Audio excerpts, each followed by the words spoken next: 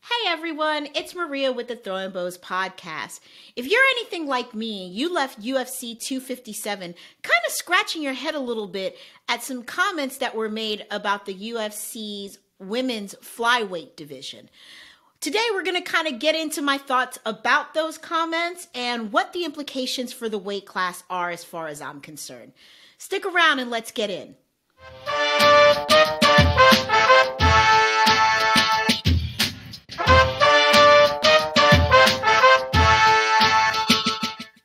All right, guys, so as I alluded to, I kind of scratched my head a little bit watching UFC 257, specifically after the flyweight bout between Jessica Eye and Jojo Calderwood. For those of you that may not be as familiar, Jojo Calderwood came into the UFC with a little bit of hype behind her. She's a great fighter. She's got a lot of potential. I mean, she came into the UFC with a 9-fight win streak and undefeated. So this woman is definitely talented. She is a Muay Thai fighter. And listen, she's a scrapper. She's a scrapper. She's got power in her hands. In the UFC, she's had a couple of knockouts. She's definitely the real deal. That said, she went into a fight against Jessica Eye in which there was definitely some bad blood. Don't think these two really like each other a whole lot. And if I remember correctly, Jojo had made some comments just about how she doesn't like how Jessica carries herself. I'm always down for a fight where there's beef. So I went into this fight very excited, anticipating straight up fireworks. Now, I don't feel like the fight delivered fireworks per se, but Jojo did deliver. She pulled out the win. It was a solid victory. She definitely outstruck Jessica, and she won every round on 2 of the judges' scorecards and all but the first on the last judges' scorecard. So decent enough performance. Here's where we get into what made me scratch my head. After the fight, in her interview, they're asking her who she wants next. Now, mind you, she was a number 7 going into this, fighting the number 6. So automatically, you already got the number 6 spot. So most people, myself included, would have thought she would have immediately said, hey, I just want somebody in the top 5.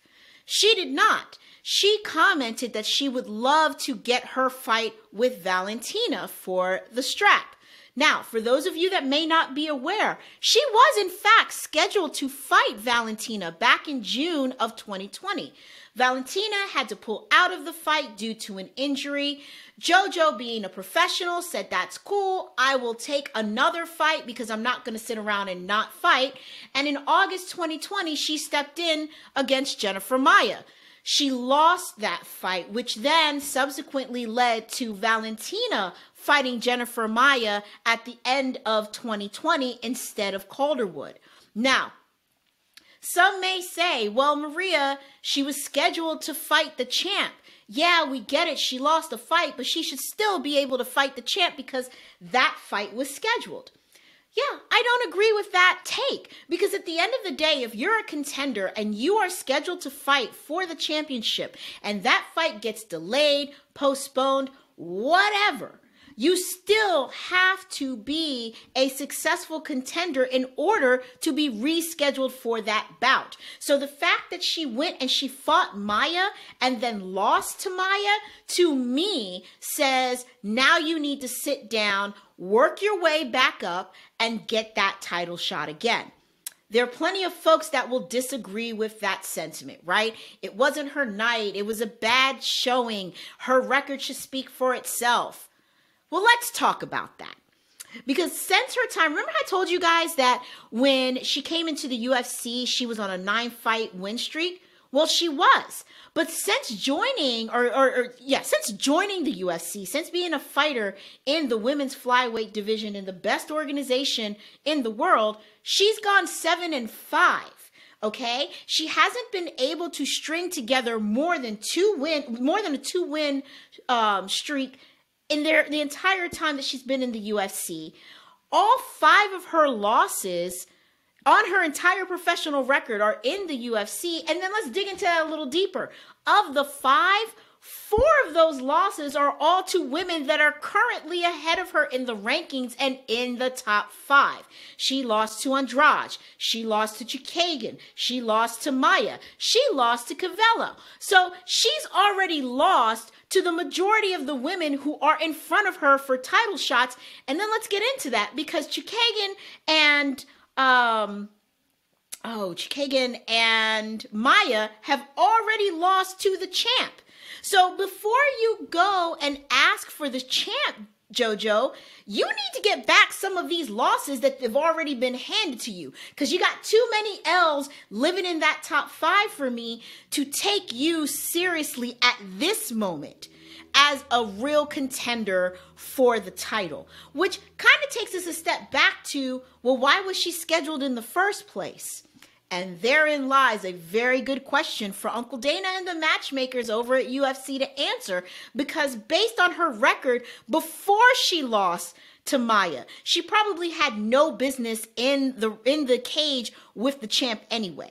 We know that in the women's division, it's just not as evolved yet as the men's divisions. And so it's part of the reason that we see such dominant champs in the women's divisions, because the women at the top are savages.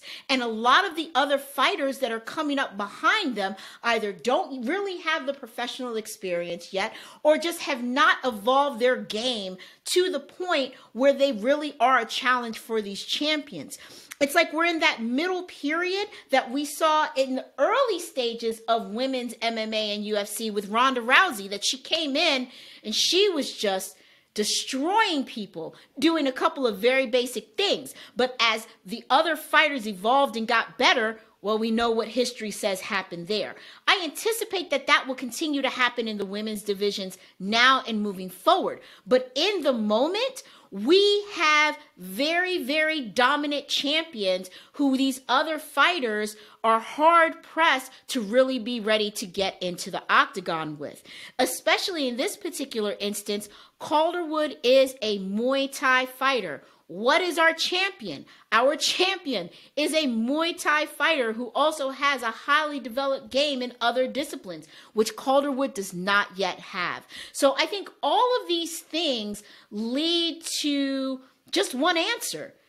Jojo, girl, I love you, but you are not ready for that strap yet. You're not ready to compete. I would love to see you get at least 1 or 2 of these losses back from these women that are in front of you in your division. And once that happens, look, you came out of that fight relatively unscathed. You can probably get another 2 to 3 fights in this year if you're really, really hungry, or at the bare minimum 2, because this is another problem that she's had. She's been relatively inactive, really averaging only a fight or 2 a year.